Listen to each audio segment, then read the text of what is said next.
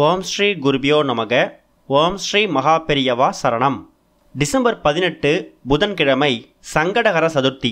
மார்கழி மாதத்தில் வரக்கூடிய ஒரு அற்புதமான ஒரு நாள். ஒரு கைப்பிடி பச்சை பயிறு, அது கூட கொஞ்சமாக கற்பூரம் வைத்து இந்த பரிகாரத்தை செஞ்சிடுங்க. தொழிலில் பண வரவில் நல்ல முன்னேற்றம் ஏற்படும். அது என்ன வழிபாட்டு முறைன்னு பார்க்குறதுக்கு முன்னாடி நம்மளோட வீடியோஸை இப்போ தான் நீங்கள் ஃபஸ்ட் டைம் பார்க்குறீங்கன்னா மறக்காமல் சப்ஸ்கிரைப் பண்ணிக்கோங்க. தொடர்ந்து இது மாதிரி அப்டேட் தெரிஞ்சுக்கிறதுக்கு பக்கத்தில் இருக்கக்கூடிய நோட்டிஃபிகேஷன் பெல்லை கிளிக் பண்ணி ஆல் அப்படிங்கிறத செலக்ட் பண்ணிக்கோங்க. இப்போ சங்கடகர சதுர்த்தி அன்றைக்கி என்ன வழிபாடு செய்யணும் அப்படிங்கிற பற்றி தெரிஞ்சுக்கலாம். நம்மளோட சங்கடங்களை வேரோடு அறுக்கக்கூடிய ஒரு சதுர்த்தி தான் சங்கடகர சதுர்த்தி. பொதுவாக இந்த மார்கழி மாதம் அப்படிங்கிறத தெய்வீக வழிபாடு நடத்துறதுக்கு பயன்படுத்திப்பாங்க. இந்த வருடம் மார்கழி மாதத்தில் மொத்தமாக 29 நாட்கள் இருக்குது. இந்த 29 நாட்களில் சங்கடகர சதுர்த்தி, சிவராத்திரி, பிரதோஷம், சஷ்டி இது மாதிரி வரக்கூடிய விரத நாட்களை தவற விட்டுறாதீங்க. சதுர்த்தி திதி அப்படின்னு சொன்னாலே அது விநாயகர் பெருமானுக்கு உகந்த திதி. அதுலேயும் மாதத்தில் 2 சதுர்த்தி திதி வரும். அந்த திதிகளில் தேய்பிரையில் வரக்கூடிய திதியை தான் சங்கடகர சதுர்த்தியாக எடுத்துக்கிறோம். அன்றைய தினம் விநாயகர் பெருமானை வழிபடுறது மூலயமா நம்மளோட சங்கடங்கள் வேரோடு தீரும். மார்கழி மாதத்தில் வரக்கூடிய சங்கடகர சதுர்த்தி புதன்கிழமை வருது. சொல்லப்போனால் டிசம்பர் 18 புதன்கிழமை மதியம் 12:55 பிறகு தான் சதுர்த்தி திதி பிறக்குது. அது மறுநாள் வியாழக்கிழமை டிசம்பர் 19 மதியம் 1 மணி வரைக்கும் இருக்கிறதால டிசம்பர் 18 தான் சங்கடகர சதுர்த்தி. மாலை நேரத்தில் டிசம்பர் 18 உங்கள் வீடு பக்கத்தில் இருக்கக்கூடிய விநாயகர் கோவிலில் அபிஷேக ஆராதனைகள் நடக்கும். அதில் போய் கலந்துக்கோங்க. முடிஞ்சால் உங்கள் கையால் பால், பன்னீர், சந்தனம்னு சொல்லி உங்களால் என்ன பொருட்கள் அபிஷேகத்துக்கு வாங்கி கொடுக்க முடியுதோ உங்களால் முடிஞ்சால் கட்டாயம் அதையும் வாங்கி கொடுக்கலாம். அருகம்புல் மாலையை உங்கள் கையால் தயார் செஞ்சு விநாயகருக்கு சமர்ப்பிக்கிறது ரொம்ப விசேஷம். இதில் கூடுதல் சிறப்பாக பொதுவாகவே விநாயகருக்கு புதன்கிழமை உகந்த நாள்னு சொல்லுவாங்க. அதே நேரம் புதன்கிழமை புதன் பகவானுக்கு உகந்த நாள். புதன்கிழமையில் புதன் பகவானை வழிபாடு செஞ்சுட்டு வந்தால் தொழிலில் உயரலாம் அப்படிங்கிறது ஒரு பெரிய நம்பிக்கை. புதன் பகவானுக்கு வீட்டில் விளக்கேற்றி வழிபடுறது மிகுந்த வலிமை மிக்கது. எல்லா விதமான முன்னேற்றங்களையும் புதன் பகவான் உங்களுக்கு வாரி வழங்கிடுவார். நவகிரக ஸ்தலங்களில் திருவெண்காடு புதன் பகவானுக்கு உரிய ஸ்தலம். புதன் பகவானுக்கு உரிய நிறம் பச்சை.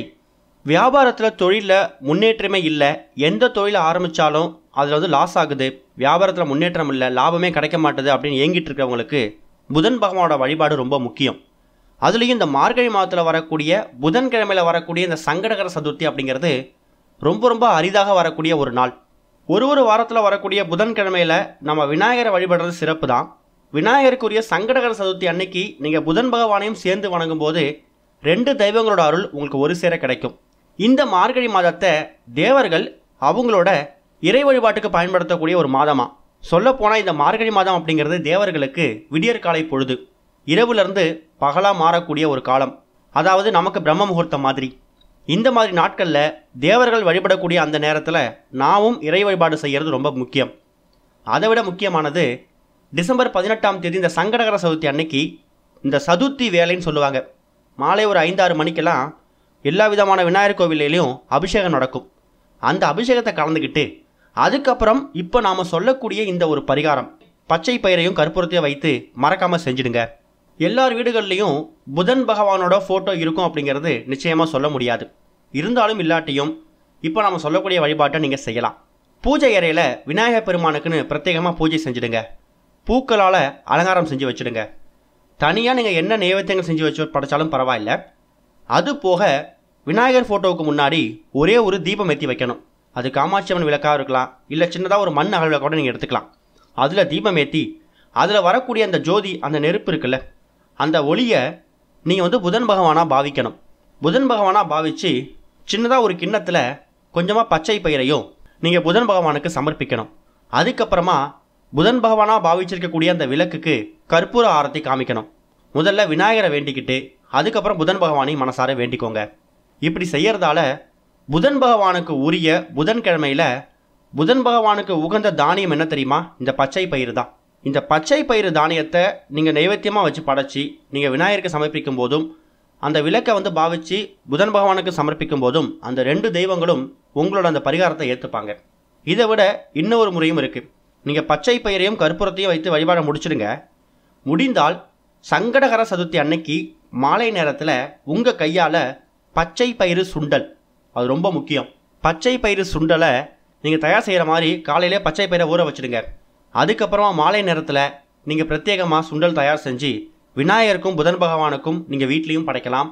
இல்லைனா உங்கள் வீடு பக்கத்தில் இருக்கக்கூடிய கோவிலுக்கு போகிறீங்கன்னா அங்கே போயிட்டு அங்கே வரக்கூடிய பக்தர்களுக்கு ரொம்ப அதிகமாக கொடுக்கணும் இல்லை, மொத்தமாகவே ஒரு 10 நபர்கள் தான் இருக்காங்கன்னா அந்த 10 நபர்களுக்கு ஒரு ஸ்பூன் கொடுத்தா கூட போதும். இன்னும் நிறைய பேர் இந்த பச்சை பயிறு சுண்டலை நைவேத்தியமாக செஞ்சு கோவிலுக்கு எடுத்துகிட்டு போயிடுங்க. கோவிலில் விநாயகருக்கு படைக்க சொல்லி கோவிலில் இருக்கக்கூடிய விநாயகருக்கு சமர்ப்பிச்சுட்டு அதுக்கப்புறம் வரக்கூடிய பக்தர்களுக்கும் கொடுக்கலாம். அது உங்கள் விருப்பம்தான். இப்படி செய்கிறதால விநாயகரோட பார்வை உங்கள் மேலே விழும், அது கூடவே புதன் பகவானோட பார்வையும் உங்கள் மேலே விழும். அப்படி விழும்போது விநாயகர் அப்படிங்கிறவர் முழு முதற் கடவுள், அவரை வணங்கிட்டு நீங்கள் ஆரம்பிக்கக்கூடிய எந்த வேலையும் கண்டிப்பாக வெற்றி தான் கிடைக்கும், காரிய சித்தி உண்டாகும். புதன் பகவான் அப்படிங்கிறவர் நம்ம முன்னாடியே சொன்ன மாதிரி தொழிலில் வியாபாரத்தில் முன்னேற்றத்தை கொடுக்கக்கூடியவர், லாபத்தை கொடுக்கக்கூடியவர். அவரை வணங்கும்போது நீங்கள் செய்யக்கூடிய ஒரு சிறு தொழிலாக இருக்கட்டும், நீங்கள் ஆரம்பிக்கக்கூடிய ஒரு சின்ன தொழிலையும் கட்டாயம் நல்ல முன்னேற்றம் ஏற்படும். இந்த மாதிரியான நாட்களில் தொழில் தொடங்குறதா இருந்தால் கூட தாராளமாக செய்யலாம். பிஸ்னஸ் டீலிங் பேசுறது, வியாபாரத்துக்கு தேவையான பொருட்கள் வாங்குறதுக்கான பேச்சுவார்த்தை நடத்துறதுன்னு சொல்லி பல விஷயங்களை செய்யறதுலையும் உங்களுக்கு வெற்றியை உண்டாக்கும். நிறைய பேர் சங்கடகர சதுர்த்தி அன்னைக்கு உபவாசம் இருப்பாங்க, அது அவங்களோட உடல்நிலையை பொறுத்து. இன்னும் சில பேர் உப்பு இல்லாமல் உப்பு சேர்த்துக்காம ஆகாரம் எடுத்துப்பாங்க, அதுவும் உங்கள் விருப்பம் தான், உங்கள் உடல்நிலையை பொறுத்தது. பால் பழம் மட்டும் எடுத்துகிட்டு கூட நீங்கள் விரதம் இருக்கலாம். சங்கடகர சதுர்த்தி தினத்தில் விநாயகர் பெருமானுக்கு அபிஷேக ஆராதனைலாம் முடிஞ்சதுக்கு அப்புறமா கூட நிறைய பேர் அவங்க விரதத்தை முடிச்சுட்டு கோவிலேருந்து வரக்கூடிய பிரசாதத்தை சாப்பிட்டுட்டு அதுக்கப்புறம் உணவு எடுத்துப்பாங்க. நீங்கள் உபவாசம் விரதம் இருந்தாலும் சரி இல்லாட்டியும் சரி, கட்டாயம் விநாயகர் பெருமானுக்காக நீங்கள் வீட்டில் செய்யக்கூடிய கோவிலில் செய்யக்கூடிய ஒரு வழிபாட்டு முறைக்கும் நிச்சயம் பலன் இருக்கும்.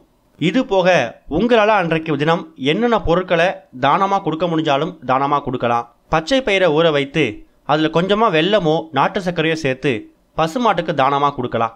வீட்டில் இந்த பச்சை பயிரை ஒரு சின்னதாக கிண்ணத்தில் வச்சு நம்ம புதன் பகவானுக்கு பாவிக்க சொல்லி கிண்ணத்தில் வச்சுருக்கோம்ல, உங்கள் பரிகாரம் முடிஞ்சதுக்கு அப்புறமா அந்த பச்சை பயிரை என்ன செய்யலான்னா அதை நீங்கள் சமையலுக்கு பயன்படுத்த வேணாம், மறுநாள் அதை காக்கக்குருவிகளுக்கு தானமாக கொடுத்துருங்க. புதன்கிழமையில் புதன் ஹோரை அப்படிங்கிறது இரவு 8 மணிலேருந்து 9 மணி வரைக்கும் இருக்குது. இந்த 1 மணி நேரம் வரைக்கும் நீங்கள் பச்சை பயிரை வச்சுருக்கீங்களே கிண்ணத்தில் விளக்குக்கு முன்னாடி, அந்த 1 மணி நேரம் அது புதன் பகவானுக்குரிய அந்த புதன் ஹோரையில் பூஜை அறையில் இருக்கட்டும். அதுக்கப்புறமா நீங்கள் எடுத்தாலும் சரி, இல்லைனா மறுநாள் வியாழக்கிழமை சதுர்த்தி திதி முடிஞ்சு கூட அந்த பச்சை பயிரை எடுத்து பறவைகளுக்கு தானமாக கொடுத்துடலாம். அது உங்கள் விருப்பம் தான், ஆனால் புதன் ஹோரையில் இருக்கிற மாதிரி பார்த்துக்கோங்க. பரிகாரத்தை பண்ணுறது மாலை ஒரு 6 மணிக்கு மேலே சதுர்த்தி வேலையில் நீங்கள் செய்யலாம். ஆனால் பூஜை அறையில் 8 மணிலேருந்து 9 மணி வரைக்கும் இருக்கணும் அப்படிங்கிறது கட்டாயம். இப்போ சொல்லக்கூடிய இந்த வழிபாட்டு முறையில் விநாயகர் பெருமானையும் புதன் பகவானையும் வணங்கி பாருங்கள்.